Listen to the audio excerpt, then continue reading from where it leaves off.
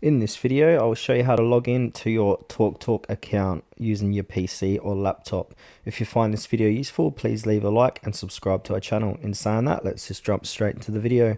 Alright, open up any web browser, go to Google and type in TalkTalk login, and then click on the first result. That should be talktalk.co.uk, log into TalkTalk. So now this is going to bring you to the official web page of TalkTalk. And now from here, on the top section, you've got a part that says My Account. Click into that. And now from here, this is where you can log in. So put in your email address and password here, and then click on Login. If you need a register account, click on to Register, and then click Register here. But to log in, just all you need to do is put in your email address, which will look something similar to this, like that, and then click on Login to access your TalkTalk account.